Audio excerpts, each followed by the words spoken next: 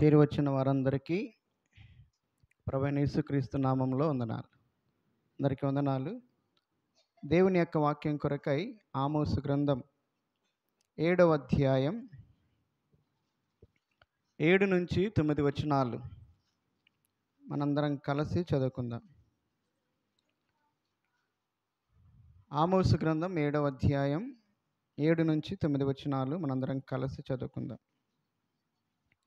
మరియు యెహోవా తాను మట్టపు గుండు చేత పట్టుకొని గుండు పెట్టి చక్కగా కట్టబడిన ఒక గోడ మీద నిలువబడి ఇట్లు దర్శన రీతిగా నాకు కనపరచెను. యెహోవా, ఆమోసు, నీకు కనబడుచున్నదేమని నన్ను అడుగగా, నాకు మట్టపు గుండు కనబడుచున్నదని నేనంటిని. అప్పుడు యెహోవా సెలవిచ్చినదేమనగా, నా జనులకు ఇశ్రాయేలుల మధ్యను మట్టపు గుండు వేయబోచున్నాను. నేనికను వారిని దాటిపోను. ఇస్సాకు సంతతి వారు ఏర్పరచిన ఉన్నత స్థలములు పాడైపోవును.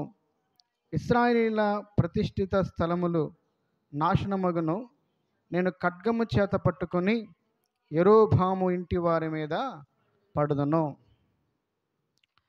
బైబిల్ గ్రంథంలో ఆమోసు అనేటటువంటి ఒక ప్రవక్త ద్వారా ఆనాటి కాలంలో ఇశ్రాయేలు ప్రజల గురించి దేవుడు మాట్లాడుతున్నటువంటి దర్శన రూపకమైనటువంటి సందేశం ఇది.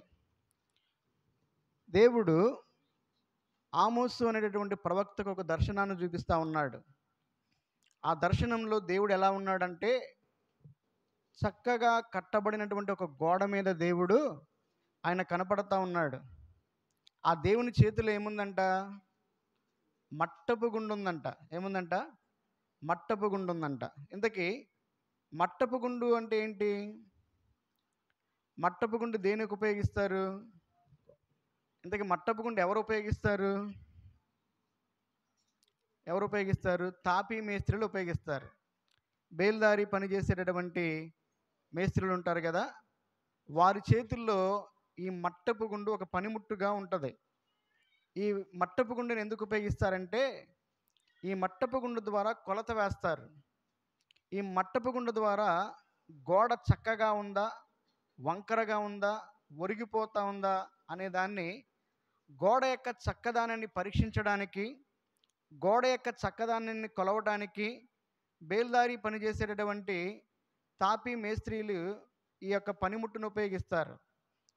ఆ మట్టపు గుండు ద్వారా వాళ్ళ గోడను సరిచూసి అది చక్కగా ఉంటే దాన్ని బట్టి వారు ఏం చేస్తారంటే, ఆ ఇంటిని కానీ లేక ఏదైనా ఒక కట్టడాన్ని కానీ వారు నిర్మిస్తూ ఉంటారు.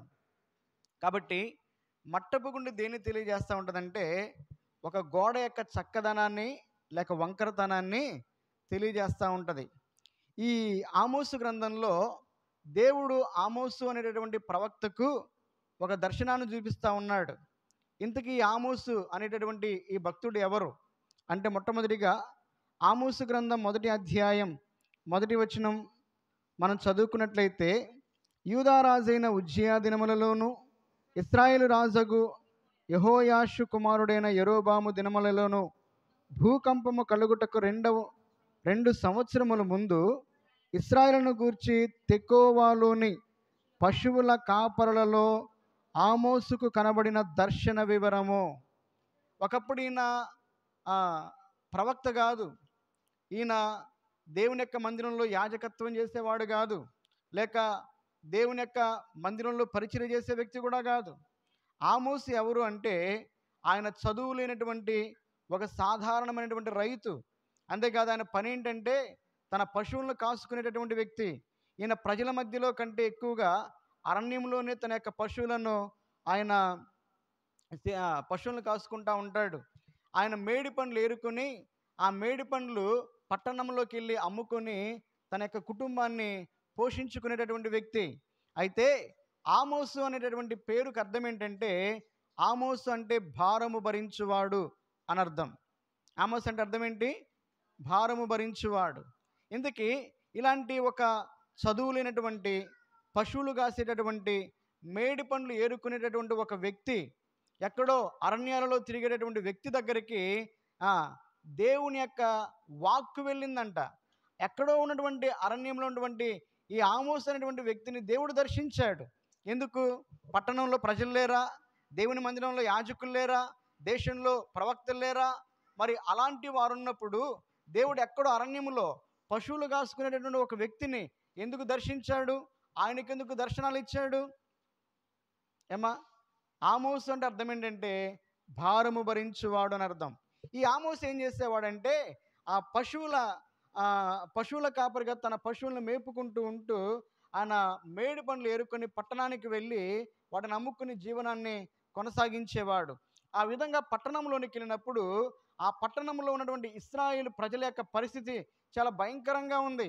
వారు దేవుని ప్రజలైనప్పటికీ కూడా వారు దేవుని విసర్జించి దేవుని యొక్క మందిరానికి పడముఖం పెట్టుకొని దేవుని స్థానంలో వారు విగ్రహాలను పెట్టుకొని దేవుని అవమానపరిచేవారుగా ఉన్నారు. అంతేకాదు వారు దేవుని ఆరాధించకుండా దేవుణ్ణి ఆరాధన చేయటాన్ని నిర్లక్ష్య పెట్టినటువంటి వారుగా ఉన్నారు. అంతేకాదు న్యాయం జరగాలని దేవుడు చెప్తూ ఉంటే దేశములో పట్టణములో ఎక్కువగా అన్యాయాన్ని ప్రజలు కొనసాగిస్తూ ఉన్నారు. ఈ ఆమోసు గ్రంథాన్ని మనం చదువుకున్నట్లయితే రెండు ప్రాముఖ్యమైనటువంటి పాపపు కార్యాలు మనకు కనిపిస్తూ ఉంటాయి. ఏంటంటే మొట్టమొదటిగా ఇశ్రాయేలు ప్రజలు దేవుని ఆరాధించకుండా దేవుని స్థానంలో విగ్రహాలను ఆరాధన చేస్తూ ఉన్నారు. అంటే ఆరాధన నిర్లక్ష్యం చేశారు. రెండవదిగా న్యాయము చేయమని దేవుడు చెప్తూ ఉంటే న్యాయానికి బదులుగా అన్యాయాన్ని ఎక్కువగా వాళ్ళు జరిగిస్తూ ఉన్నారు. దేవుడు అన్యాయాన్ని సహించే దేవుడు కాడు. ఎప్పుడైతే పట్టణంలో ఉన్నటువంటి ప్రజల పరిస్థితిని చూశాడో ఆమోసులో ఉన్నటువంటి హృదయంలో భారం కలిగింది. ఆయన దేవుని యొక్క సన్నిధిలో ప్రార్థించేవాడుగా ఉన్నప్పుడు ఇప్పుడు దేవుడు ఈయన ఒక ప్రవక్త కానప్పటికీ కూడా ఆమోసుని దేవుడు దర్శించి దర్శన రూపంలో ఈ ఇశ్రాయేలు ప్రజల గురించి అనేకమైనటువంటి సంగతులను ఆయనకు తెలియజేశాడు. ఈరోజు ఈ వాక్యాన్ని వింటున్నటువంటి ప్రియమైన సహోదరి సహోదరుడా, నీకు ఈ లోక సంబంధమైనటువంటి చదువున్నా, జ్ఞానమున్నా, అందమున్నా, ఐశ్వర్యమున్నా లేకున్నా నీకు దేవుని పట్ల దేవుని యొక్క ప్రజల పట్ల నీ హృదయంలో భారం ఉంటే దేవుడు నిన్ను కూడా వాడుకోగలుగుతాడు. చదువుకున్న వారిని, జ్ఞానం కలిగిన వారిని, లోకంలో గుర్తింపు కలిగిన వారిని, గొప్పవారిని మాత్రమే కాదు, లోకంలో దేనికి పనికిరానటువంటి వారిని నువ్వు దేనికి పనికి వస్తావు అని మనల్ని ఎవరైతే తృణీకరిస్తారో, మనల్ని ఎవరైతే ఎగతాళి చేస్తారో అలాంటి వారిని కూడా దేవుడు వాడుకోగలిగినటువంటి సమర్థుడు. నీకు చదువు లేదనో, లేక నీకు అనుభవం లేదనో, నీకు అందం లేదనో, నీకు గొప్పదనం లోకంలో పేరు ప్రఖ్యాతులు లేవనో, లేక ఈ లోక సంబంధమైనటువంటి ఏ విధమైనటువంటి నైపుణ్యత ఆధిక్యత లేవనో దేవుడు చూడ్డం. నీ హృదయంలో దేవుని పట్ల భారం ఉందా, దేవుని ప్రజల పట్ల భారం ఉందా లేదనేది చూస్తాడు. ఆమోసును దేవుడు దర్శించడానికి గల కారణం ఏంటంటే ఆమోసు హృదయంలో దేవుని ప్రజల పట్ల భారమును కలిగినటువంటి వాడు. ఈ ఆమోసు దేవుడు చెప్పినటువంటి ఆ ప్రవచనాలను ఏం చేశాడంటే పట్టణంలోనికి వెళ్ళి రాజుగారికి ప్రజలకి దేవుని యొక్క వాక్యాన్ని వారికి బోధిస్తూ వారిని హెచ్చరిస్తూ ఉన్నప్పుడు అమధ్య అనేటటువంటి ఒక వ్యక్తి ఉన్నాడు. చదవండి, ఇప్పుడు మనం చదువుకున్న భాగంలో ఆమోసు గ్రంథం 7వ అధ్యాయం 10వ వచనం చదవండి. అప్పుడు బేతేలులోని యాజకుడైన అమధ్య ఇశ్రాయేలు రాజు అయిన యెరోబాముకు వర్తమానము పంపి ఇశ్రాయేలుల మధ్య ఆమోసుని మీద కుట్ర చేయుచున్నాడు.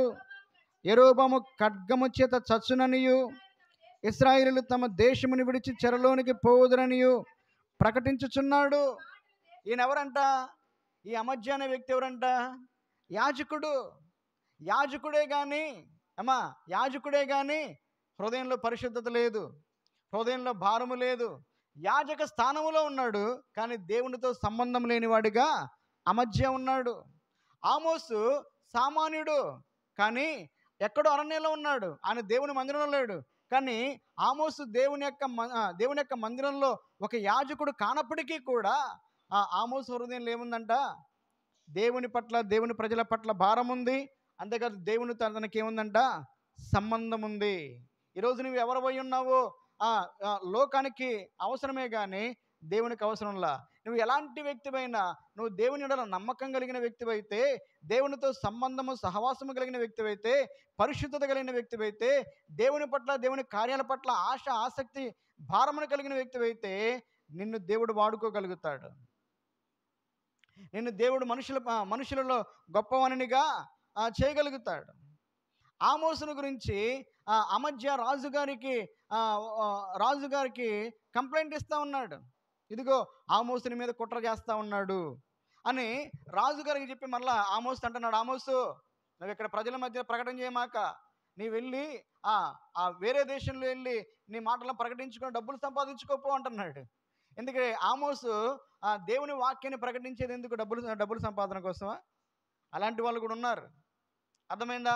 ఆమోసు దేవుని యొక్క వాక్యాన్ని, దర్శనాలను ప్రకటించేది డబ్బు సంపాదన కోసం కాదు, ప్రజల యొక్క మారు మనసు కోసం, హృదయంలో భారాన్ని కలిగి ఆయన ప్రకటిస్తూ ఉన్నాడు. చదవండి, ఆ మాట చదవండి. 12వ వచనం. మరి ఆ మధ్య ఆమోసుతో ఇట్లా, నేను దీర్ఘదర్శి తప్పించుకుని యూదా దేశమునకు పారిపోము, అచ్చడనే భత్యము సంపాదించుకునుము, అచ్చడనే నీ వార్త ప్రకటించుము. రాజధాని పట్టణమై ఉన్నందున నీవిక్కను దానిలో నీ వార్త ప్రకటన చేయకూడదు. చదవండి 14వ వచనం. అందుకు ఆమోసు అమధ్యతో ఇట్లా, నేను చూడండి, నేను ప్రవక్తనైనను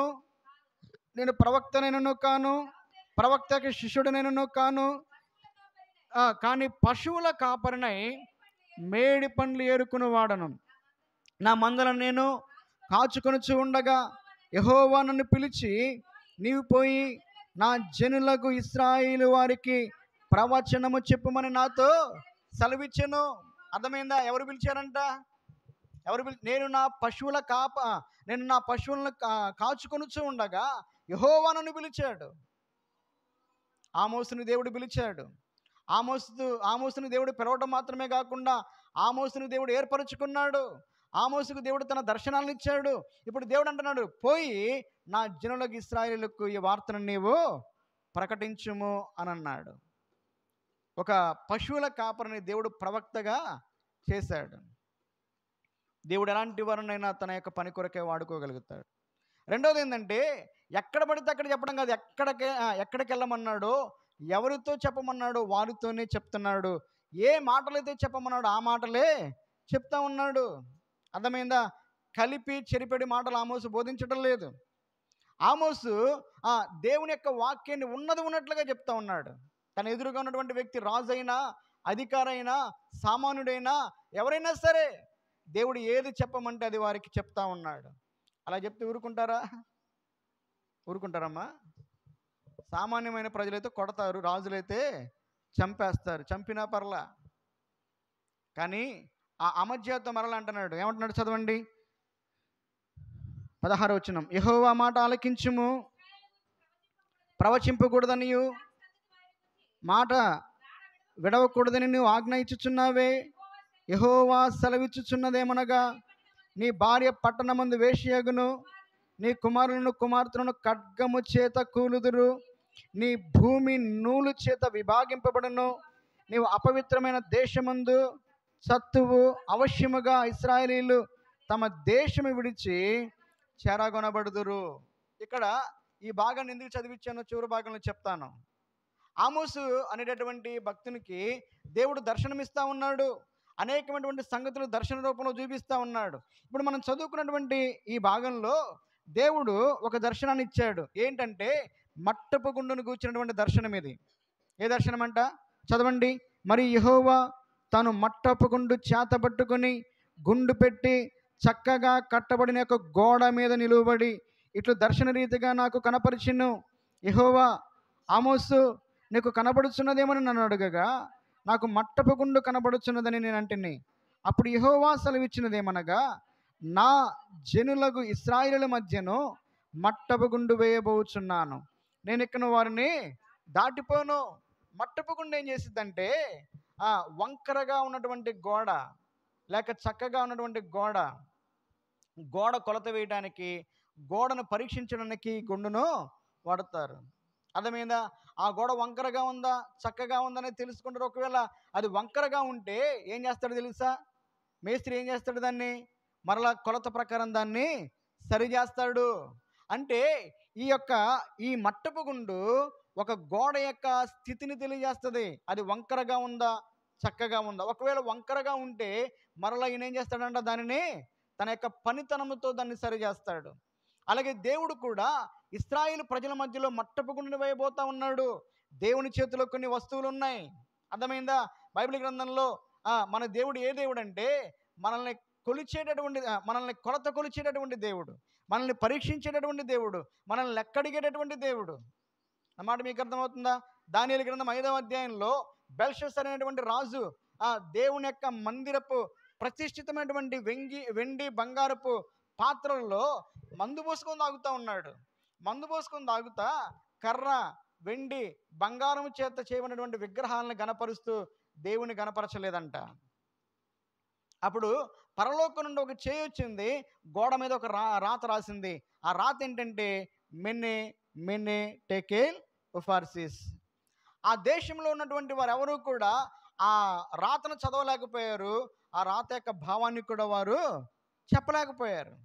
అప్పుడు దానియేలు పిలిపించినప్పుడు దానియేలు చెప్పాడు ఆ మాట. మినే అనేటటువంటి మాటకు అర్థం ఏంటంటే దేవుడిని ప్రభుత్వం విషయంలో లెక్క చూసి దానిని ముగించాడు. అర్థమైందా? అంటే మన దేవుడు లెక్క చూస్తాడు. మన దేవుడు ఏం చేస్తాడంట? లెక్క చూస్తాడు. నీ లెక్క చూస్తాడు, నా లెక్క చూస్తాడు. మన దేవుడు లెక్కించే దేవుడు, మన దేవుడు కొలత వేసే దేవుడు, మన దేవుడు పరీక్షించే దేవుడు, మన దేవుడు పరిశోధించే దేవుడు. అందుకని దావీదు మహారాజు అన్నాడు, దేవా నా హృదయాన్ని పరీక్షించుము, నా హృదయాన్ని పరిశోధించుము, నీకు ఆయాసకరమైనటువంటి మార్గం ఏదైనా నా యందు ఉన్నదేమో చూడుమని అన్నాడు. మన దేవుడు కొలత వేసే దేవుడు. బెల్షస్సర్ గురించి దేవుడు అంటున్నాడు, నీ ప్రభుత్వ విషయంలో దేవుడు దాన్ని లెక్క చూసి ముగించాడు. దేవుని చేతిలో ఏముందంట? త్రాసు ఉందంట. దేవుడు నిన్ను త్రాసులో తోచగా నువ్వు తక్కువగా కనబడితివి అని అన్నాడు. దేవుని చేతిలో ఏమని చెప్పండి? త్రాసు ఉంది. త్రాసులు ఎట్లా ఉండాలంట? మనం చక్కగా ఉండాలి, తక్కువగా కనపడకూడదు.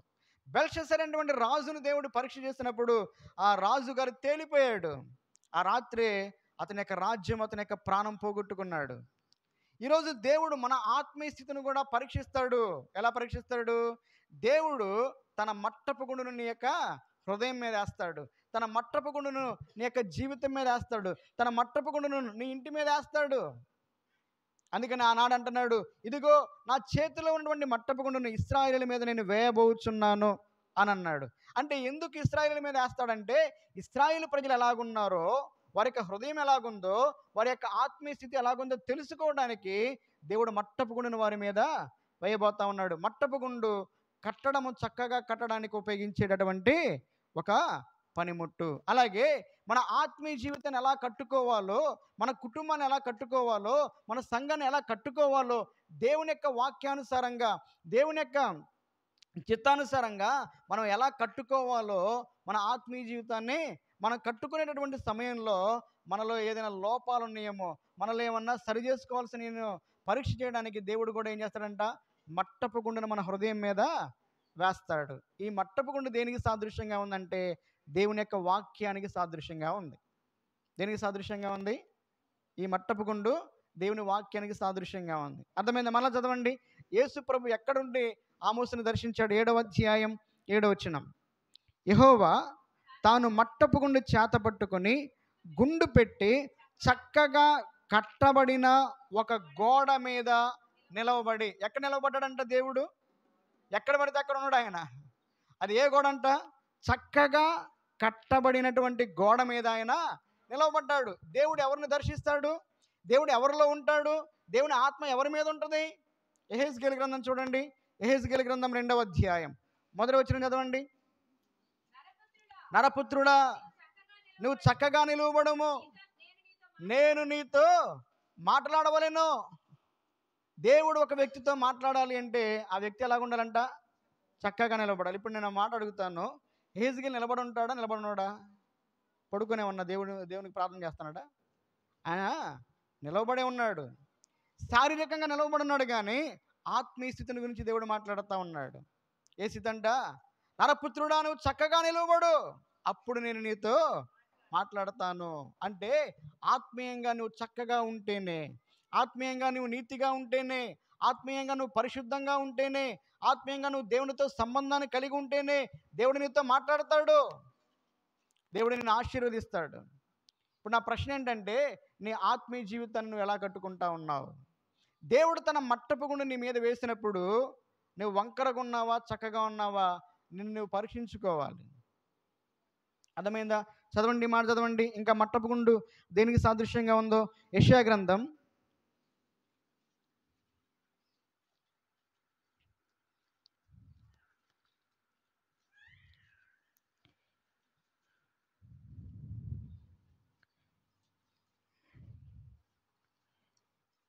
28వ అధ్యాయం అనుకుంటా, చూడండి ఒకసారి.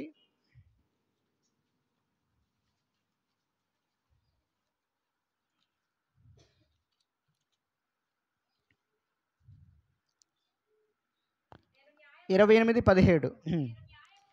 నేను న్యాయము కొలనూలుగాను నీతి మట్టపు గుండుగాను పెట్టెదను. వడగండ్లు మీ మాయా శరణ్యమును కొట్టివేయును.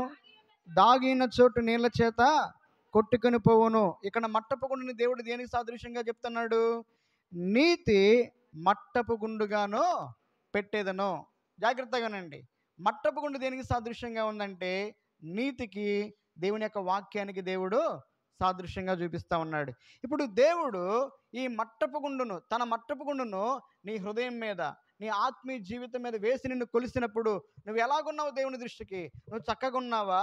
నువ్వు వంకరగా ఉన్నావా? నువ్వు ఒరిగిపోయే స్థితిలో ఉన్నావా? నువ్వు పడిపోయే స్థితిలో ఉన్నావా? ఒకసారి పరిశీలన చేసుకో. ఒకవేళ నువ్వు చక్కగా లేకపోతే యేసు ప్రభు మనల్ని చక్క చేసేటటువంటి దేవుడు. అర్థమైందా? నేను ఇశ్రాయేలు ప్రజల మధ్య నా మట్టపు గుండును వేయబోచున్నాను అని అన్నాడు కదా. ఒకప్పుడు ఇశ్రాయేలు ప్రజల గురించి దేవుడు సాక్ష్యం ఇస్తున్నాడు. చదవండి, సంఖ్యాకాండం 23వ అధ్యాయం 21వ వచనం. ఆయన యాకోబులో ఏ దోషమును కనుగొనలేదు, ఇశ్రాయేలులో ఏ వంకరతనమును చూడలేదు. ఇశ్రాయేలు ప్రజలు ఏం కనపడలేదంట? ఆయన యాకోబులో ఏ దోషమును చూడలేదు, ఇశ్రాయేలులో ఏ వంకరతనమును చూడాల. అంటే ఇశ్రాయేలు ప్రజల్ని దేవుడు పరిశీలన చేసినప్పుడు, పరీక్షించినప్పుడు వాళ్ళలో ఏం కనపడాలి ఆయనకి? వారిలో వంకరతనం ఆయనకి. అంటే వారు ఐగుప్తు దేశంలో నుంచి మోషే నాయకత్వంలో నడిపించబడుతున్నప్పుడు వారు దేవుని దృష్టిలో యథార్థంగా ఉన్నారు, దేవుని దృష్టికి నిర్దోషంగా ఉన్నారు, పరిశుద్ధులుగా ఉన్నారు, దేవుని సేవించేవారుగా ఉన్నారు. కానీ కాలక్రమేణా ఇశ్రాయేలు ప్రజలు ఆత్మీయంగా దిగజారిపోతూ ఉన్నారు. ఒకసారి చదవండి మాట, రాజుల 2వ గ్రంథం లేక రాజుల 1వ గ్రంథం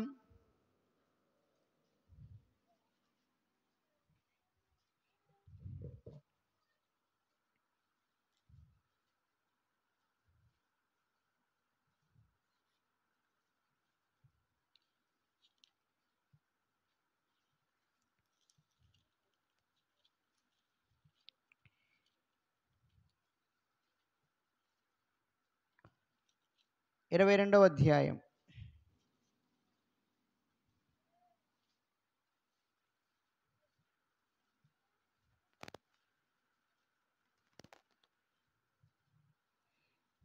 ఇక్కడ ఆహాజు కుటుంబం మీద దేవుడు మట్టపు గుండు వేయబోతున్నాడని చెప్తాడు. నా మాట రాయలేదు, సరే ఈ మాట చదవండి. రాజుల 1వ గ్రంథం 18వ అధ్యాయం 30వ వచనం. నా దగ్గరికి రండని జనులందరితో చెప్పగా జనులందరూ అతడి దగ్గరికి వచ్చిరి.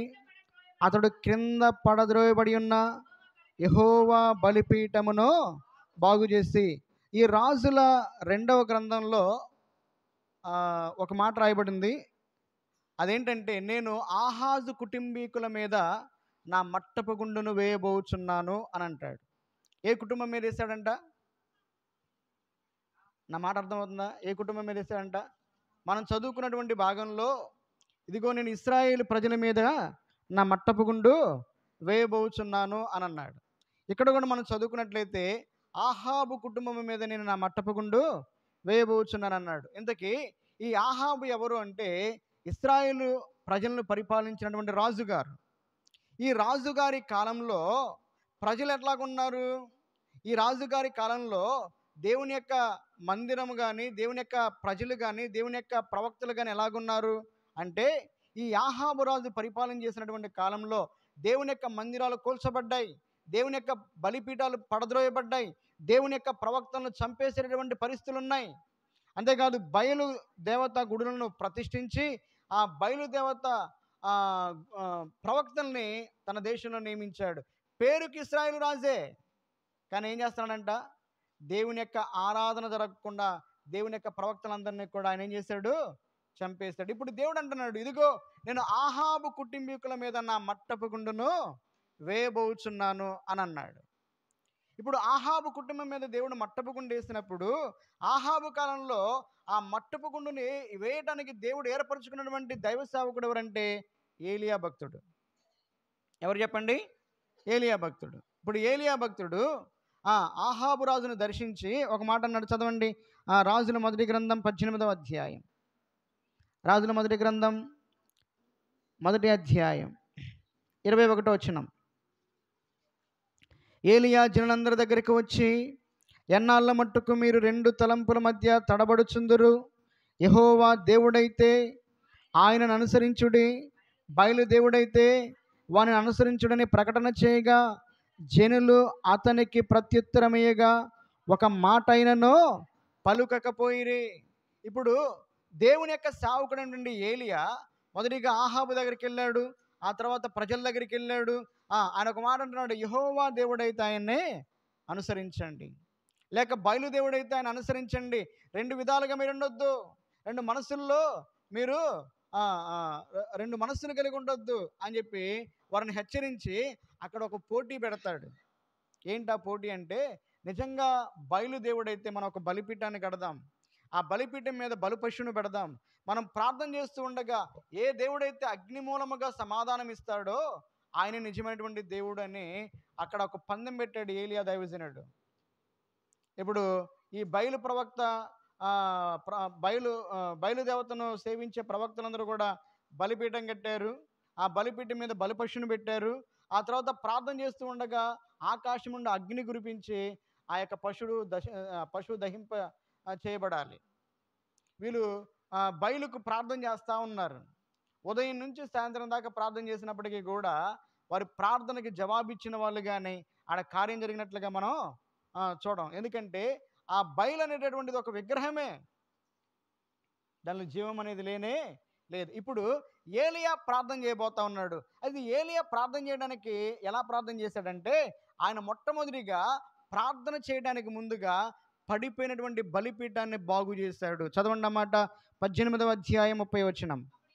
అప్పుడు ఏలియా నా దగ్గరకు రండని జనులందరితో చెప్పగా జనులందరూ అతని దగ్గరికి వచ్చిరి. అతడు క్రింద పడద్రోయబడి ఉన్న యెహోవా బలిపీఠమును, అది పడద్రోయబడినటువంటి బలిపీఠం. ఏ బలిపీఠం అంట? యేసుక్రీస్తు ప్రభు వారి యొక్క బలిపీఠము దేవుని ప్రజలు అనబడినటువంటి వారి మధ్యలో ఎలాగుందంట? పడద్రోయబడింది. అందుకనే మొట్టమొదటిగా ఆయన చేసింది ఏంటంటే, పడద్రోయబడి ఉన్నటువంటి ఈ బలిపీఠాన్ని బాగు చేశాడు, దాన్ని మరలా కట్టాడు. 12 రాళ్ళు తీసుకొచ్చాడు. 12 రాళ్ళు తీసుకొచ్చి కట్టి దాని మీద కట్టెలు చక్కగా పేర్చాడంట. చదవండి అన్నమాట, 33వ వచనం. కట్టెలను క్రమముగా పేర్చి ఎద్దును తునకలుగా కోసి ఆ కట్టెల మీద ఉంచి జనులు చూచుచుండగా మీరు 4 తొట్లు నిండా నీళ్లు నింపి దహన బలి పశు మాంసము మీదను కట్టెల మీదను పోయడని చెప్పాను. అర్థమైందా? బలిపీఠం బాగు చేశాడు, కట్టెలను క్రమముగా పేర్చాడు. ఇప్పుడు ఈ బలి పశువును దాని మీద పెట్టి ఇప్పుడు ఏలియా ప్రార్థన చేస్తూ ఉన్నాడు. ఎప్పుడైతే ఏలియా ప్రార్థన చేస్తూ ఉన్నాడో ఆకాశం నుంచి దేవుని యొక్క అగ్ని దిగి ఏం చేసిందంట? బలిపీఠం మీద ఉన్న బలి పశువును, ఆ బలిపీఠం మీద ఉన్న నీళ్లను, ఆ రాళ్ళను కూడా బుగ్గిగా మార్చేసింది అనమాట. అంటే ఇప్పుడు అగ్ని ద్వారా దేవుడు ఏం చేశాడు చెప్పాలి? అగ్ని ద్వారా దేవుడు ఏం చేశాడు? జవాబిచ్చాడు. ఎప్పుడు జవాబిచ్చాడు? పడద్రోయబడినటువంటి బలిపీఠం అంతే ఉంచి ప్రార్థన చేస్తే జవాబిస్తాడా? బలిపీఠం సరిచేయబడినప్పుడు. ఎప్పుడంట? బలిపీఠం సరిచేయబడినప్పుడు, కట్టెలు క్రమముగా పేర్చినప్పుడు, అప్పుడు ప్రార్థన చేశాడు ఏలియా. ఈరోజు కూడా మన ఆత్మీయమైనటువంటి బలిపీఠం ఎలాగుందో, మన ఆత్మీయమైనటువంటి జీవితం ఎలాగుందో, అలాగే నీ కుటుంబం ఎలాగుందో ఒకసారి పరిశీలన చేసుకో. దేవుడు నీ యొక్క జీవితంలో, దేవుడు నీ యొక్క కుటుంబంలో నిన్ను నీవు సరి చేసుకోవడానికి ఎన్నో అవకాశాలు ఇస్తాడు. దేవుని యొక్క సేవకుల ద్వారా, వాక్యం ద్వారా, పరిస్థితుల ద్వారా ఎన్నో హెచ్చరికలు దేవుడు మనకి తెలియజేస్తూ ఉంటాడు. అది నన్ను సరి చేసుకోవడానికే నువ్వు గ్రహించి, దేవా నాలో ఇంకా లోపం ఉందా, నాలో ఇంకా పాపం ఉందా, నీకు ఇష్టం లేని ఏదైనా ఉందా, నన్ను సరిచేయని చెప్పి నీ ఆత్మీయ స్థితిని వాక్యపు వెలుగులో పరిశుద్ధాత్మని దేవుని సహాయం ద్వారా పరిశీలన చేసుకొని పరీక్షించుకున్నట్లయితే దేవుడు నన్ను సరి చేస్తాడు. కాబట్టి యెహెజ్కేలు తాను చక్కగా నిలవబడినప్పుడు దేవుడు ఆయనతో ఏం చేశాడంట, మాట్లాడాడు. ఏలియా భక్తుడు కూడా పడద్రోయబడినటువంటి బలిపీఠాన్ని చక్కగా కట్టి బాగు చేసి కట్టెల క్రమముగా పేర్చినప్పుడే దేవుడు అగ్ని మూలముగా ఆయనకు బదులిచ్చాడు. అప్పుడు ఏం జరిగిందంటే, యెహోవాయే దేవుడు అని ఆడ ప్రజలందరూ కేకలు వేసినప్పుడు దేవునికి మహిమ కలిగింది. అలాగే ఆ బయలు ప్రవక్తలందరినీ కూడా ఏలియా భక్తుడు చంపేశాడు. అంటే దేవునికి మహిమ కలిగింది, దేవుడే నిజమైనటువంటి యెహోవాయే నిజమైనటువంటి దేవుడు అని అక్కడ రుజువు చేయబడింది. ఆ తర్వాత ఏలియా భక్తుడు అన్నాడు, ఇప్పుడైనా ఆహాబు నీ యొక్క స్థితిని మార్చుకో, నీ కుటుంబాన్ని మార్చుకో, ఈయన నిజమైనటువంటి దేవుడని రుజువు చేయబడ్డాడు కదా అని చెప్పి ఆహాబును దేవుడు హెచ్చరించినప్పుడు ఆహాబు తన యొక్క కుటుంబాన్ని, తన జీవితాన్ని సరి చేసుకోలేదు కాబట్టి దేవుడు ఆహాబు కుటుంబం మీద ఏం చేశాడో తెలుసా, ఆయన తీర్పు అనేటటువంటి మట్టపు గుండును వేశాడు. ఆ తర్వాత మీరు చదువుకోండి, ఆహాబు కుటుంబంలో ప్రతి ఒక్కరూ కూడా చనిపోయారు, ఎవరు మిగలలేదు. అంటే దేవుని యొక్క తీర్పు ఎవరి మీదకి వచ్చిందంట, ఆహాబు కుటుంబం మీదకి వచ్చింది. మొదటిగా ఆహాబు చనిపోయాడు, తర్వాత ఆహాబు యొక్క కుమారులు చనిపోయారు, ఆ తర్వాత ఆహాబు యొక్క భార్య. ఈరోజు భూమి మీద ఆహాబు సంతతి వాళ్ళు ఒక్కరు కూడా లేరు. ఆ తర్వాత యెరోబాము అనే ఒక రాజు ఉన్నాడు, ఆయన కూడా ఇశ్రాయేలు రాజే. ఆ రాజుగారు కూడా దేవుని యొక్క కృపను బట్టి రాజు అయ్యాడు. ఆయన ఇశ్రాయేలు దేశానికి మొట్టమొదటి రాజు. కానీ దేవునికి విరోధంగా విగ్రహారాధన చేశాడు. దేవుడు తన సేవకుల ద్వారా హెచ్చరించినప్పటికీ కూడా సరి చేసుకోలేదు ఆయన. చదవండి ఒక మాట, ఒక్క మాట చదువుకొని ముగించుకుందాం. రాజుల మొదటి గ్రంథం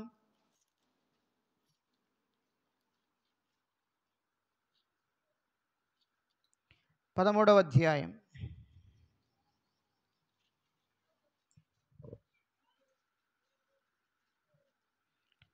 33 నుంచి చదవండి.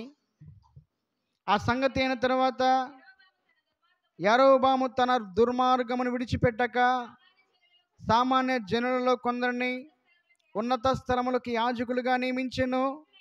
తనకిష్టులైన వారిని యాజకులుగా ప్రతిష్ఠించి వారిని ఉన్నత స్థలములకు యాజకులుగా నియమించెను. యరొబాము సంతతి వారిని నిర్మూలన చేసి భూమి మీద ఉండకుండా నశింప చేయనట్లుగా అది వారికి పాప కారణమాయెను. యరొబాము అనేటటువంటి ఒక వ్యక్తి చేసినటువంటి పాపాన్ని బట్టి దేవుని యొక్క సేవకులు, యాజకులు హెచ్చరించినప్పటికీ కూడా ఈ యరొబాము తన యొక్క దుర్మార్గాలు విడిచిపెట్టలేదని రాయబడింది. చదవండి మరలా మాట. ఈ సంగతి అయిన తర్వాత యరొబాము తన దుర్మార్గములను విడిచిపెట్టక తన పాపాలను విడిచిపెట్టలేదు. అందుకనే ఏం జరిగిందంట, 34వ వచనం, యరొబాము సంతతి వారిని నిర్మూలన చేసి భూమి మీద ఉండకుండా నశింప చేయనట్లుగా. ఇప్పుడు యరొబాము ఇంటి వారి మీదకి ఏమొచ్చిందో తెలుసా, దేవుని యొక్క మట్టపు గుండనే తీర్పు వచ్చింది. తర్వాత చదవండి అన్నమాట, 14వ అధ్యాయం 1వ వచనం. ఆ కాలమున యరొబాము కుమారుడైన అబీయా కాయిలా పడగా. ఎందుకు బిడ్డలకి జబ్బులు వస్తాయో తెలుసా? కుదరజాలని జబ్బులు, మామూలు జబ్బులు వస్తాయిలే. ఆ జలుబు, తలకాయ నొప్పి, లేకపోతే జ్వరం, ఇట్లాంటి చిన్న చిన్న జ్వరాలు, జబ్బుల గురించి దేవుడు మాట్లాడటల్లా. మరణకరమైనటువంటి వ్యాధులు బిడ్డలకు ఎందుకు వస్తాయంటే కొన్నిసార్లు తల్లిదండ్రుల యొక్క పాపాన్ని బట్టి, దోషాన్ని బట్టే వస్తాయి. యరొబాము చేసినటువంటి భయంకరమైనటువంటి పాపపు కార్యాలు, దుర్మార్గాలు, వాటిని విడిచిపెట్టమంటే విడిచిపెట్టకుండా, సరి చేసుకోకుండా, సరిదిద్దుకోకుండా ఉన్న కారణాన్ని బట్టి అతని కుమారుడి మీదకి ఏమొచ్చిందంట, మరణకరమైనటువంటి వ్యాధి వచ్చింది. సరే, వ్యాధి వచ్చింది కదా, వ్యాధి వచ్చినప్పుడు దైవజనుడి దగ్గరికి వెళ్ళి ఈ బిడ్డ యొక్క వ్యాధి తగ్గిద్దో లేదో తెలుసుకొని రమ్మని తన భార్యను పంపించాడు. ఎవరిని పంపించాడు? యరొబాము భార్యను పంపించాడు. ఈ యరొబాము ఎవరు? రాజు కదా. మరి భార్య ఎట్లా వెళ్ళాలి? రాణిగా వెళ్ళాలి కదా దైవ సేవకుడి దగ్గరికి. పాపం ఆయనేమో, పాస్టర్ గారేమో ముసలోడైపోయాడు, కళ్ళు కనపట్టల్లా. ఆ పాస్టర్ గారి పేరు అహీయ. చెప్పండి, ఏం పేరు? అహీయ. అయితే ఈ యరొబాము అంటున్నాడు, నేను రాజు అవుతానని చెప్పినటువంటి అహీయ అనేటువంటి దైవజనుడు అక్కడ ఉన్నాడు, ఎక్కడ షిలోహులో ఉన్నాడు. అయితే నువ్వు రాణిలాగా పో, మాకు ఒక సామాన్యమైనటువంటి స్త్రీలాగా మారు వేషం వేసుకొని అక్కడికి వెళ్ళు అని అన్నాడు. మారు వేషం వేసుకొని అక్కడికి వెళ్ళి, నా బిడ్డకి అనారోగ్యం ఉంది, తగ్గిద్దో లేదో ప్రార్థన చేసి చెప్పు అని అడుగు అని పంపించాడు.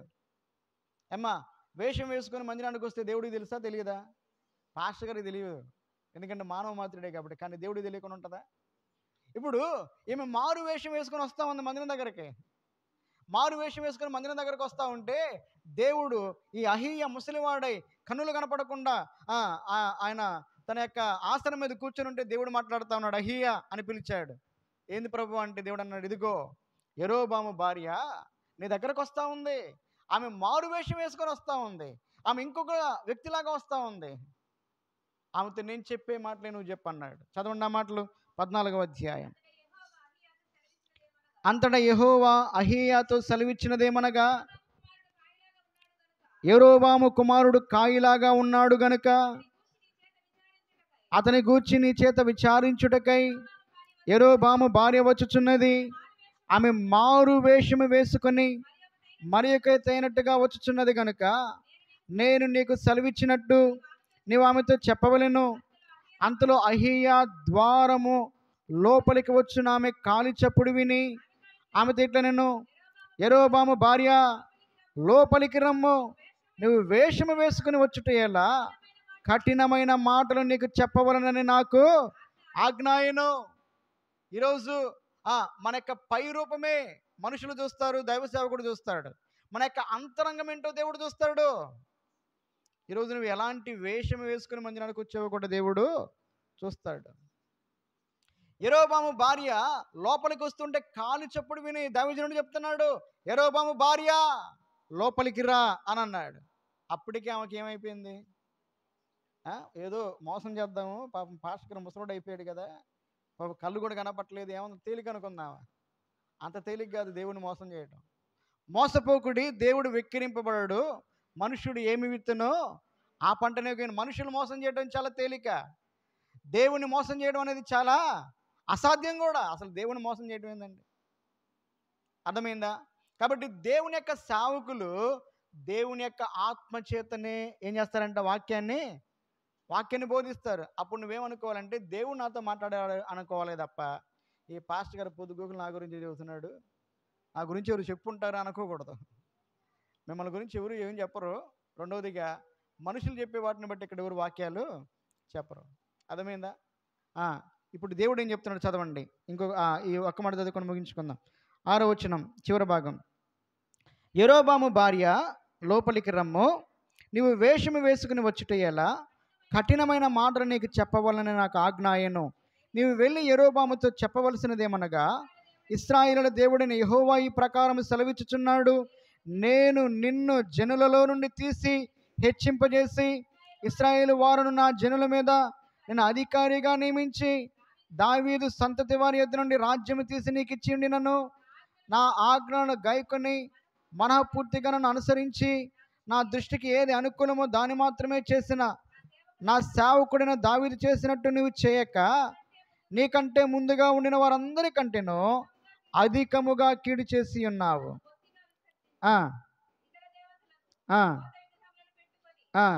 నాకు కోపం పుట్టించి ఉన్నావు. చూడండి మాట.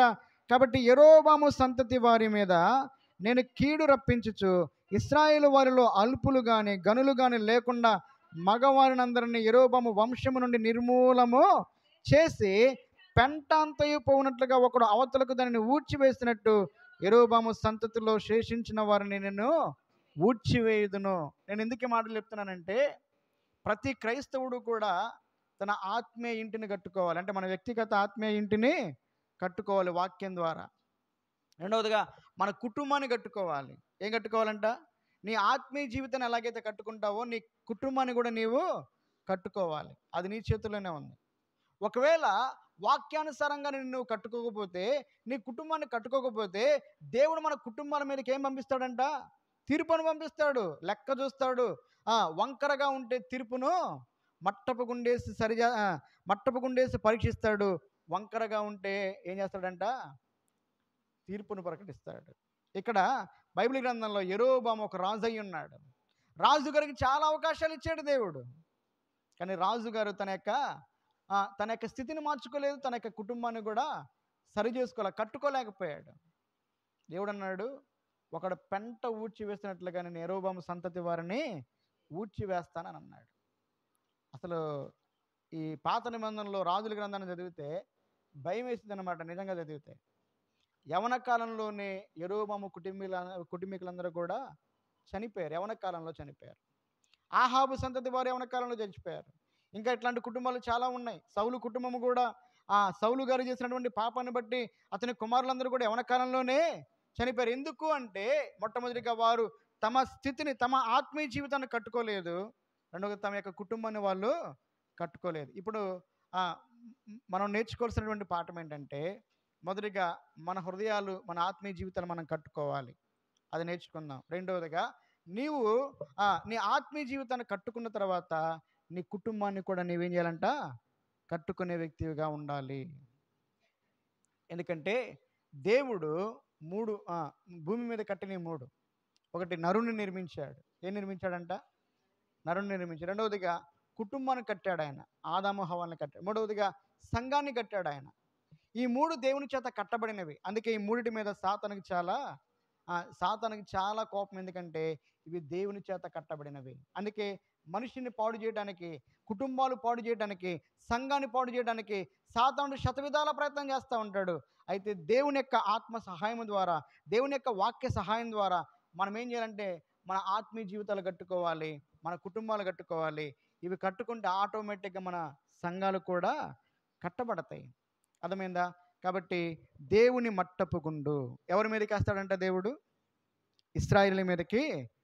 దేవుని చిత్తం అయితే ఇంకో భాగంలో దేవుడు కొంతమంది మనుషుల మీద కూడా మట్టపు ఉండేశాడు. ఎవరి మీద వేశాడు? మనుషుల మీద కూడా వేశాడు. వారు ఎలాగా దేవుని సన్నిధిలో సరిచేయబడ్డారో, సరిచేసుకుని వాళ్ళు ఎట్లా నష్టపోయారో ఇంకొక వర్తమానంలో మనం ధ్యానం చేసుకుందాం. దేవుడి మాటలు మన కొరకై దీవించునుగాక. మోకరించండి, ప్రార్థన చేసుకుందాం.